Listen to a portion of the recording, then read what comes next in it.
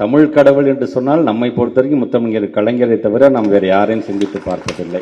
தமிழால் தமிழ் இனத்திற்காக தமிழகத்தை 5 முறை ஆண்டவர் அல்லவா அந்த தமிழ் ஆண்டவர். பல்லாயிரக்கணக்கான நிலங்கள்லாம் அபகரிக்கப்பட்ட பொழுது பல்லாயிரம் கோடிக்கணக்கான நிலங்களை மீட்டெடுப்பதிலே சொல்றேன். தொடர்ந்து இதையெல்லாம் செய்திருக்கும் பொழுது திடீர்னு ஒரு மாநாடு மட்டும் நடத்தி முழு பேரையும் அவங்க எடுத்துக்க போறாங்களாம். அவனாலதான் இருண்ட காலம், தமிழ்நாட்டுக்கு இருண்ட காலம் என்றால் கருணாநிதி தான். அவனோ கொணந்து முருகனோட ஒப்பிடுறையே உன்னையெல்லாம் என்ன சொல்றது? அவ்வளோ ஆத்திரத்தை கலப்பாதீங்க. கள்ளத்தனம் செய்த காதகன் கருணாநிதினு சொல்லிட்டு ஆப்பிரிக்கா மக்கள் அதை பாட்டு பாடிய சாட்டை முருக துவயம் பண்ண விட்டு கொண்டாட விடுறாங்க. ஆப்பிரிக்கா மக்கள் தெரிஞ்சிருக்கு அவ்வளோ கள்ளத்தனம் பண்ணிக்கிறான்னு.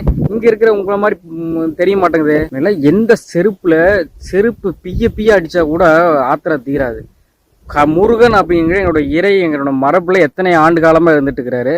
முருகனுக்கு பத்தியாக்காக எத்தனை நாள் சாப்பிடாம சுடு ரோட்டில் மண்ணில் காலில் கால் பொக்க வரைக்கும் நடந்து அவ்வளோ ஒரு பக்தியாக இருக்கிற இடத்துல அந்த இடத்துல வச்சுட்டு இருக்கிற முருகனை கருணாநிதியோட கொண்டு ஒப்பிடுறேன்.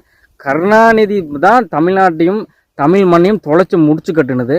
அவனால தான் இருண்ட காலம், தமிழ்நாட்டுக்கு இருண்ட காலம் என்றால் கருணாநிதி தான். அவனோ கொணந்து முருகனோட ஒப்பிடுறையே உன்னையெல்லாம் என்ன சொல்றது? அவ்வளோ ஆத்திரத்தை கலப்பாதீங்க. கள்ளத்தனம் செய்த காதகன் கருணாநிதினு சொல்லிட்டு ஆப்பிரிக்கா மக்கள் அதை பாட்டு பாடிய சாட்டை முருக துவயம் பண்ண விட்டு கொண்டாட விடுறாங்க. ஆப்பிரிக்கா மக்கள் தெரிஞ்சிருக்கு அவ்வளோ கள்ளத்தனம் பண்ணிக்கிறான்னு. இங்கே இருக்கிற உங்களை மாதிரி தெரிய மாட்டேங்குது.